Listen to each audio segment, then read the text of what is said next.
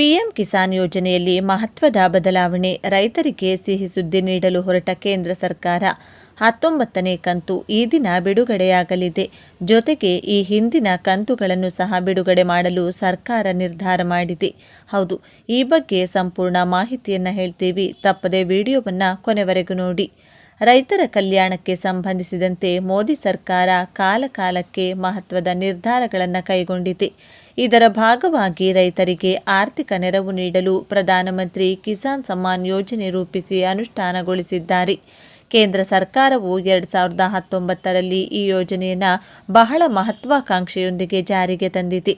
ಆದ್ದರಿಂದ ರೈತರಿಗೆ ಬೆಳೆ ಸಹಾಯಧನವಾಗಿ 6,000 ರೂಪಾಯಿಗಳನ್ನು ಉಚಿತವಾಗಿ ನೀಡಲಾಗ್ತಿದೆ. ದೇಶದ ಎಲ್ಲ ಅರ್ಹ ರೈತರು ಯೋಜನೆಯ ಪ್ರಯೋಜನ ಪಡೆದಿದ್ದಾರೆ. ಏಪ್ರಿಲ್, ಜುಲೈ, ಆಗಸ್ಟ್, ನವೆಂಬರ್ ಮತ್ತು ಡಿಸೆಂಬರ್, ಮಾರ್ಚ್ ತಿಂಗಳಲ್ಲಿ ಪ್ರತಿ ಕಂತಿನಲ್ಲಿ 2,000 ರೂಪಾಯಿಯಂತೆ ಕೇಂದ್ರವು ಈ ಆರ್ಥಿಕ ಸಹಾಯಧನವನ್ನು ನೀಡುತ್ತದೆ ಅಂತ ನಿಮಗೆ ಗೊತ್ತಿರುವ ವಿಚಾರವಾಗಿದೆ.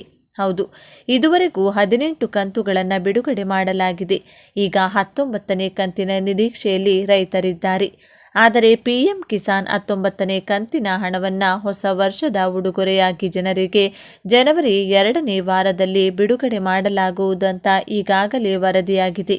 ಈ ವೇಳೆ ಪ್ರಧಾನಮಂತ್ರಿ ಕಿಸಾನ್ ಯೋಜನೆಗೆ ಸಂಬಂಧಿಸಿದ ಮತ್ತೊಂದು ಮಹತ್ವದ ಮಾಹಿತಿ ಬಹಿರಂಗವಾಗಿದೆ.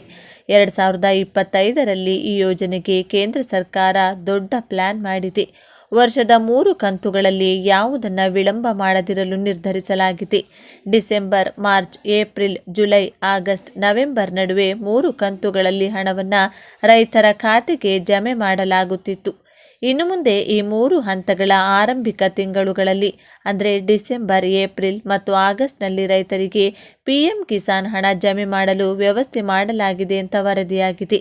ಇದೇ ವೇಳೆ ಪಿಎಂ ಕಿಸಾನ್ 18ನೇ ಕಂತಿನಲ್ಲಿ 2,000 ರೂಪಾಯಿ ಹಣ ಪಡೆಯದ ರೈತರಿಗೆ 19ನೇ ಕಂತಿನ ಹಣದ ಜೊತೆಗೆ ಆ ಹಣವನ್ನು ಸರ್ಕಾರ ಜಮೆ ಮಾಡಿದೆ. ಅಂದರೆ 18 ಮತ್ತು 19ನೇ ಕಂತು ಒಟ್ಟು 4,000 ರೂಪಾಯಿ ರೈತರ ಖಾತೆಗೆ ಸೇರ್ಪಡೆಯಾಗಲಿದೆ.